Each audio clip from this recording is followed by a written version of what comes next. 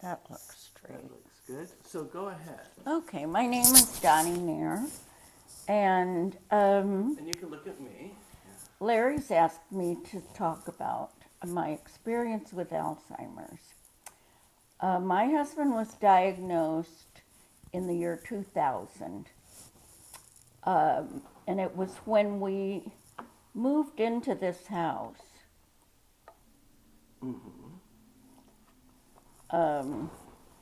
He was a very, very organized person. Every single thing in his garage was labeled. Every tool was labeled. He had tool chests. Every drawer was labeled. Every drawer had the particular things in it. He packed us up for moving while our house was for sale, and every single box had a list of what was in it. The box was numbered. Everything was just perfection. And then he had some surgery. And during the surgery with the anesthetic, something happened to his mind. And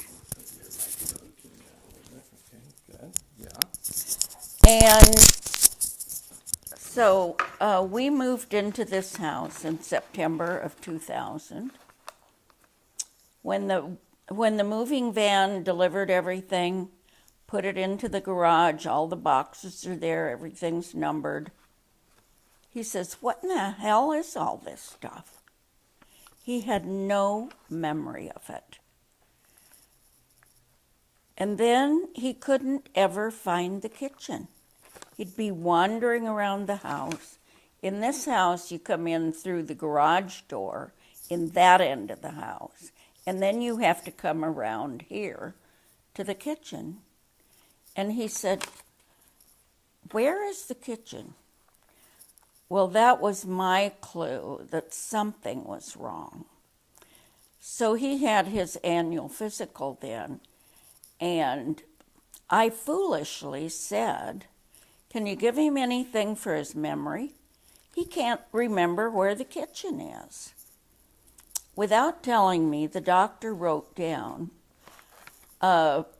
mild cognitive impairment. And we were in the process of, before he had his surgery, we had taken out all the papers for long-term care insurance. But then when they found out he was getting surgery, and that was a big issue between us because I didn't want him to get the surgery. I didn't think it was necessary. Can I ask what type of surgery? He had prostate surgery. He had a tiny speck on a spectrum of, 1 to 20 or something. His was like a 3. And I didn't want him to get the surgery. But the doctor was a MASH doctor, personality, said, well, I wouldn't want to wake up every morning knowing I had cancer. So Jack went for the surgery. And it was much, much longer than normal. At that time, they did not equate being under anesthetic with Alzheimer's, but they certainly do now. And they warn you, if you're going to have elective surgery, try to have an epidural so it doesn't affect your brain. So then when we went to get the long-term care insurance, they said, whoops, sorry, we can only give you a minimum coverage. So I was in denial probably the first 2 years that this was going to change our life. We took a Mediterranean cruise in early 2002, and Jack got lost in the Grand Bazaar in Istanbul. I have never felt such panic in my life, and I never thought I'd see him again. And it took an hour and a half. I had everybody, if you've ever been to the Grand Bazaar, it's almost as big as Carpinteria. We finally found him, and I was terrified. And that is when I said, there's something wrong here. I've got to face facts. So I went to the Alzheimer's Association with all three of my daughters and said, we want to find out everything we can about this. The doctor suspects that it's Alzheimer's, but I don't think so.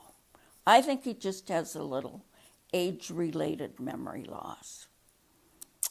And they interviewed him, suggested I take him to a neurologist, and both the Alzheimer's Association and the neurologist said, yes, he has Alzheimer's. Alzheimer's is a progressive brain disease with no cure. It's always fatal, and it can last anywhere from 3 to 10 years. Well, believe me, I prayed for 3. How long did it last? And it lasted 9 years. You lose your quality of life. He got to the point where he didn't know who I was. I would sit on the couch right there where you're sitting and put his head in my lap and massage his temples and his hands, and he'd say, you are so nice. I really appreciate your coming to visit me. My wife never visits me. And when you realize that you have this, he thinks of me as a stranger. And I'm doing every intimate thing you can do. It's very hard to get used to. Sometimes we'd be in bed, and he'd say, you better get out of this bed, because if my wife comes home and finds you here, she's going to be mad. And I'd say, well, tell me about your wife. What does she look like? Oh, she has dark hair. She's young. She's a lot of fun. And she's a really good cook. And she never comes to visit me. And that was very hard to get used to. Did you ever tell him, I am your wife? Oh, yes. I would say, or other people would say, my daughters would be here and they'd say, Dad, that's our mom. That is your wife. He said, are you sure? Why didn't somebody tell me? And I'd say, I'm your wife, and I love you. And 2 hours later, he didn't know who I was. It was like he thought I was somebody else. My daughters were wonderful. They would come down and stay for a week so I could get away. It's very, you're really tied down when you're taking care of an Alzheimer's patient, because Jack couldn't, he was a wanderer. So until I figured out how to secure the property, and I finally put a deadbolt on the door and hid the key, and then I put slide bolts. We have 2 gates. I'm used to talking with my hands, and I feel like I'll be... Anyway, so then he would go out in the backyard, and he would go back and forth from one gate to the other, and he couldn't get out because the deadbolt was on the outside. Most people that lock their properties, they put the deadbolt on the inside. So if he did get out before I figured out how to secure it, if I tried to take a walk with him every day, and he walked just a slow stroll. But if he'd get out on his own, he was like a man on a mission. He would be clear down into the middle of Linden Avenue, just charging along. But the rest of the time, he was almost shuffling. And one time we found him clear over. Yeah. One time we found him clear over at the cemetery, if you know where that is. And most of the time he could barely walk around the block. But as a young man, he was very athletic. We were a water skiing family. Basically, from the time our youngest daughter was 1 year old, we went water skiing almost every weekend from Easter to Thanksgiving. Jack was very adventurous. I have a group of pictures up there that I used for the Alzheimer walk. We have a memory wall, and it shows he does. You know, we were water skiers, snow skiers. We were transferred to Colorado in 1970. We were living in Carpinteria. And we went to Colorado and moved to Boulder, and I loved it. And he called it this goddamn place the whole time we were there. But we learned how to ski. We bought a ski condo. We did cross-country skiing. We did backpacking. Jack did fly fishing. I quit fishing because I didn't care anything about it, but I always caught the most fish and the biggest fish. And I figured that it'd be better for our marriage if I didn't. So I would always take a book. Anyway, he was a very active person. He was very bright, really good in math. He was a geologist. In World War II, he was a bombardier on a B-29. He flew 35 missions. Where? Over Japan.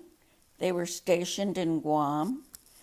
And the captain of Jack always felt bad because he felt he'd washed out as a pilot. And years later, we were visiting with the pilot, and he said, Jack didn't wash out. He was the smartest one in our group. And the smartest one has to be the bombardier. And that really made Jack feel better. So later, when I was in real estate, I did a really creative deal. And as part of my commission, I got an airplane. And so I took it home and said, okay, here's an airplane you can learn how to fly. And he had a lot of fun with airplanes. He ended up having 4. His favorite was the Belanca Turbo Viking. We would fly back and forth from Colorado to California in that. It's like the Porsche of the sky. So the reason I'm telling you all this is he had a wonderful life before he got Alzheimer's. And I don't like to define him just as his Alzheimer's, because he could make anything. He made our boat trailer. He made a hot ski boat. And then he made the boat trailer to go with it. He had to go to night school and learn how to do welding. He could learn anything. He could do anything. He could fix anything. There was never one single thing in our house that needed fixing. The minute something needed fixing, like my TV doesn't work now, hasn't worked for several weeks, Jack would have had a new TV the next day. And we had a wonderful life. I've had a wonderful life. A lot of adventure. We've traveled all over the world. Jack loved to travel. Istanbul was his last foreign trip. Could you hand me that water? Actually, no, it wasn't. We took a Star Clip.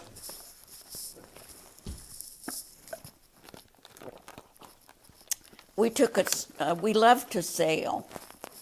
When we lived in Colorado, I was making so much money, we didn't know what to do with it. I was making a 6-figure income back in the 70s. And so taxes were very high. So we were always trying to figure out great tax deductions. So we bought a 36-foot sailboat in the Caribbean, and we'd go down there 3 times a year to sail. And then we put it in charter so we could write it off. And we ended up, before it was over, we had 3 different sailboats, a 44 and 236. And like I say, he was adventurous, he was smart, he was kind, he was loving. It was such a shock to see his personality change. Did you feel it was the anesthesia that did it? I did. And I finally was vindicated with that. Because it was sudden.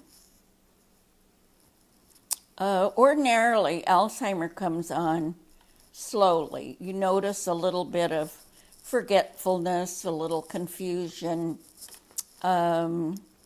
repetitive questions. Those are all the signs.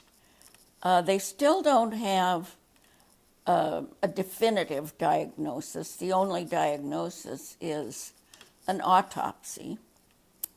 But you do get plaques and tangles in your brain, and it's like an engine gumming up the works, because your brain runs everything. So I was determined to keep Jack home the whole time. But then he started falling down. When he'd stand up, his blood pressure would drop, and he would fall down. And I had certain people in the neighborhood that would come over and help get him up. And one time, he had fallen down and acted like he'd kind of passed out. And I called my daughter, I called all my neighbors, I called Jack Hurley, who, my Jack was very fond of Jack Hurley. Jack said, I don't have a car, and I'm here alone. And I said, well, I'll just keep calling. He said, no, I have a customer in here. I'll come up and see if I can help. Well, it turned out that, and then I'd been calling the non-emergency, non-medical emergency, and the fire department would come for nothing. And the last time I called them, they said, I think it's time you put your husband in 24-hour care. You can't handle it. Jack was 6'1", and I'm 5'1", so it was hard to get him up.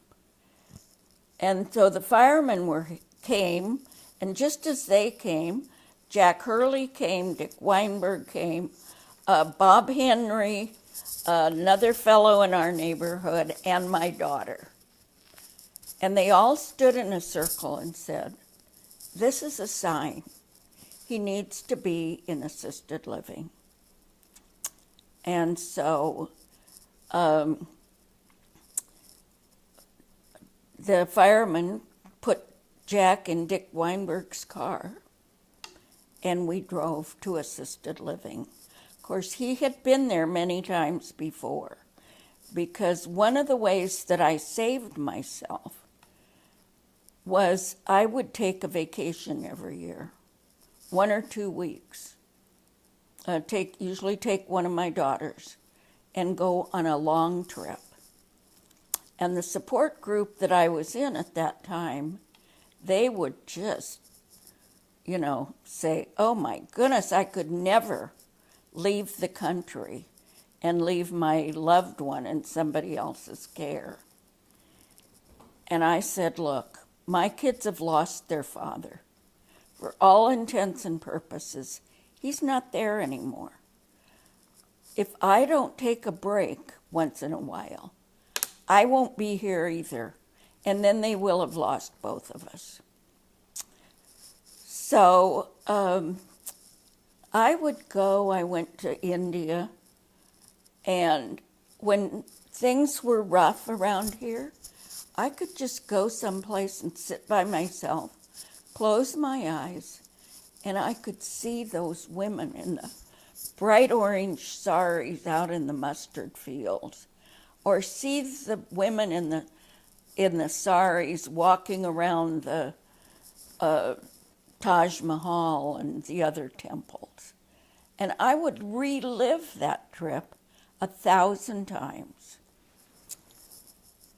And one of the things I did to give Jack a little recreation, I signed him up for the Friendship Center, which is an adult daycare center, primarily for people with memory problems. And he would go and he would do gardening, and they would have guitar players or drummers or dog acts or something. And then one time he just said, I'm not going anymore. I don't get a thing out of it. And I don't want to go anymore. So I used what we call a fiblet. And a fiblet is a lie that doesn't hurt anybody.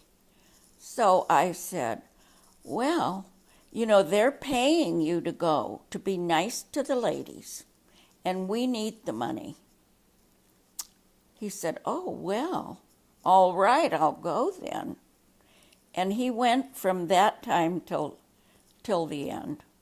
Do you think he enjoyed himself at all? I don't see how he could. I mean, it's a great place. I think Jack was not a social person. Jack was the activity director in the house as far as, flying, sailing, hiking, water skiing, all of the activities. And I was the social person. But he was never one. He was never one to need other people. And so it wasn't, for a lot of people, they're social. And so they like being around other people. And they're so well organized. It is such a wonderful place. I don't think once he made up his mind he wasn't going to enjoy it. He didn't enjoy it. But he felt very obligated to contribute money to the family. And so it worked. And that gave me a break. I could then go to the market, run errands, go have coffee with a friend. And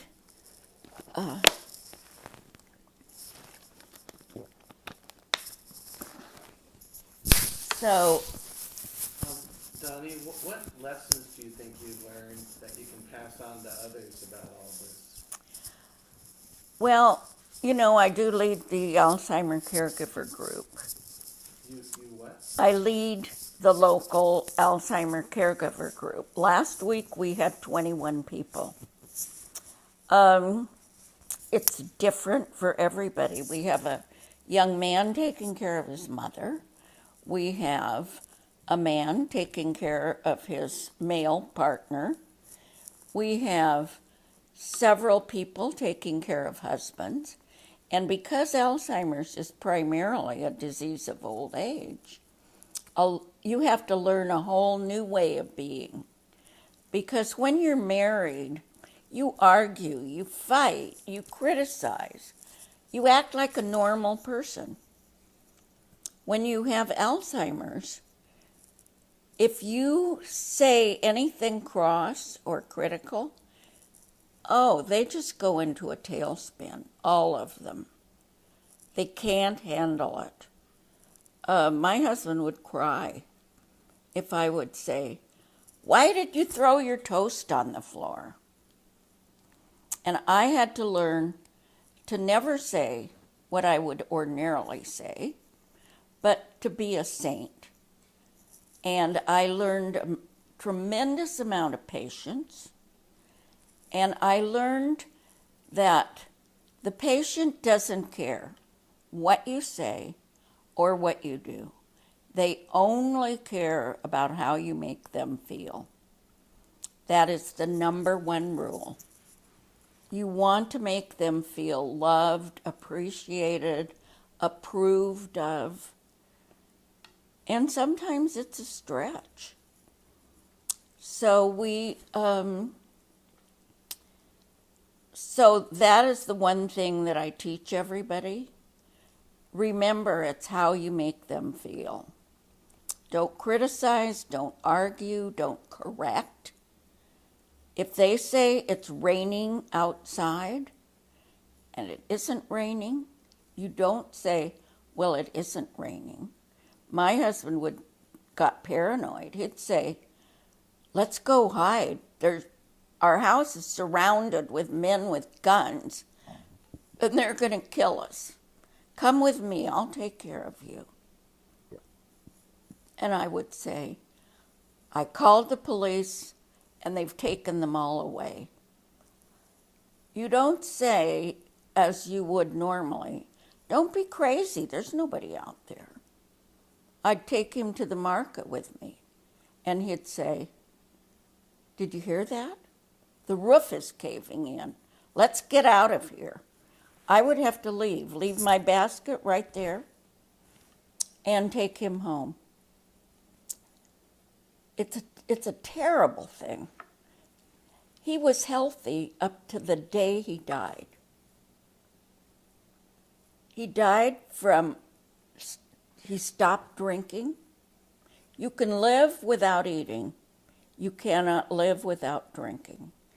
Your brain simply forgets to help you swallow. You can't swallow anymore. And many Alzheimer patients have lots of other medical problems. Jack had absolutely no strong heart, normal blood pressure, no cholesterol, none of the ordinary things that most people get. He was 85 when he died, and he was healthy. So we should wind this up. How about for the last thing, what good came out of all this? What good? I learned how to take care of myself, and that is one of the things that I really teach the people in our group. Don't lose yourself in this. Eat right, exercise, get enough sleep. Look for things that are funny, laugh. We would sit here and watch the Comedy Channel, cartoons, Animal Planet. I think I learned how to be unselfish. And I'm not sure I knew that before. I learned how to see the humor in things. And of course, it gave my children an opportunity to really help me. They were wonderful in many ways. You became closer to your kids? Yes, and my oldest daughter, Valerie, would call me every single day. And I would say, I'm not going to cry. I'm not going to cry. But in the beginning, I just felt like I was sinking in quicksand. I didn't know what was going to happen. You know, he had no pain. That's the good thing. I'm kind of a goer and a doer. I stayed home most of the time, but I did manage to get out. I had a movie buddy, and I would go to the movies every other week. And my friends were wonderful.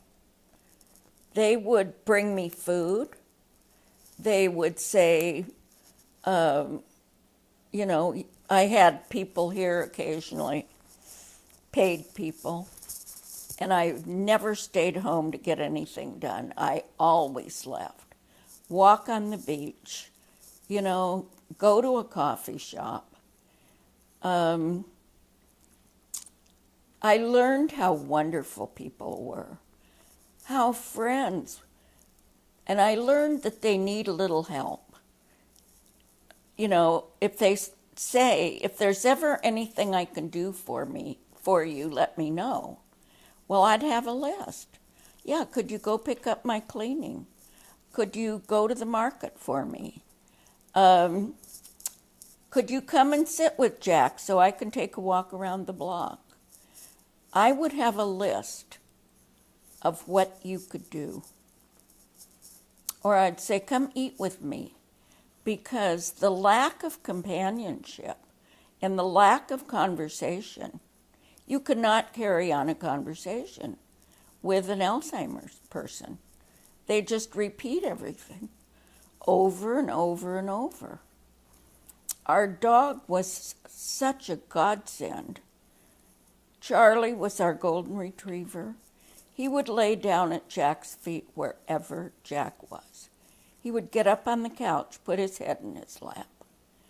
And one time when I took Charlie out to the assisted living, Jack is in a wheelchair by this time, and he says, "Whose dog is that?" I just burst out crying.